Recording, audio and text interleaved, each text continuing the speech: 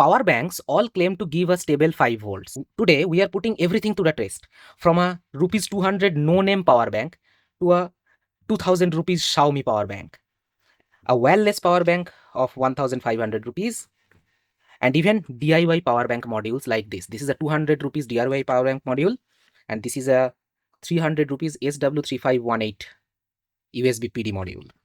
Today, we will not be judging these by the logo or the price. We will be measuring voltage stability, ripple voltage, and load performance with real test equipment. Which one delivers the cleanest power? Let's find out. One of these devices costs almost 10 times more than the other. The question is, does it actually deliver 10 times cleaner power? Today, this oscilloscope decides. We will be measuring the ripple voltage at full load with this oscilloscope.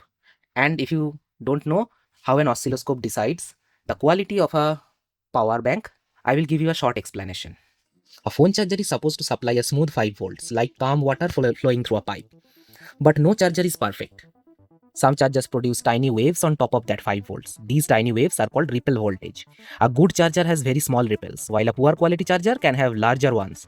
Your phone has to work harder to filter out these ripples. And over long periods, excessive ripple means more heat, more stress on the phone's power circuitry, and generally poor power quality.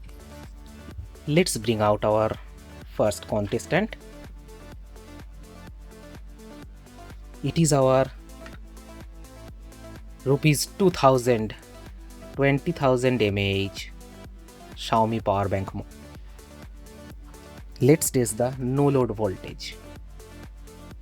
This is the no load output voltage is 5.43 volts. Now let's put full load.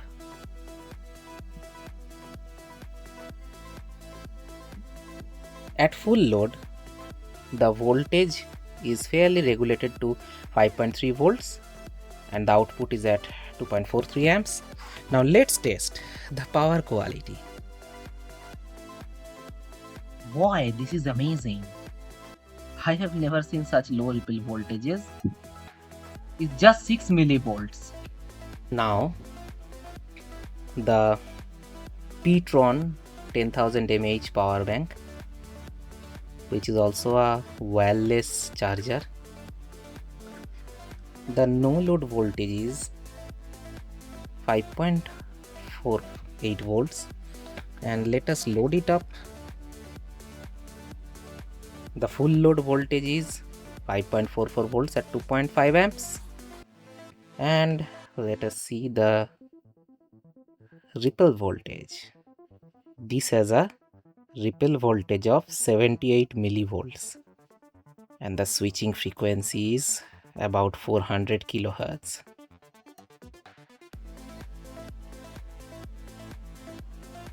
Now our next contestant. This is my decade-old power bank. It has even broken, but it still functions well. Let us test the no load voltage. First, the no load voltage. The no load voltage is 5.6 volts, and then after loading it up, it is 5.3 volts at 2.46 amps. Now let's see the ripple voltage. So this one has a switching frequency of 500 kilohertz and the ripple voltage is 80 millivolt peak to peak.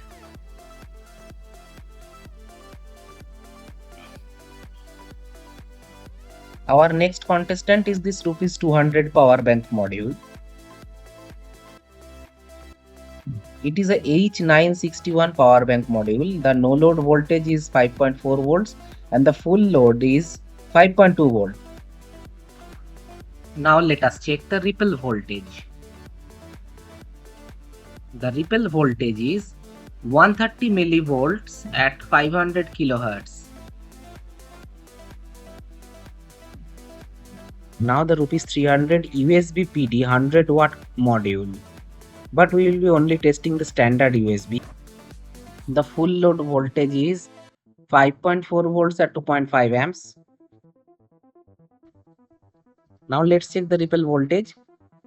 The ripple voltage seems to be around 30 millivolts at 125 kilohertz. The 125 kilohertz is the typical switching frequency of the SW3518. So that's it for today. For more such videos, please subscribe to this channel.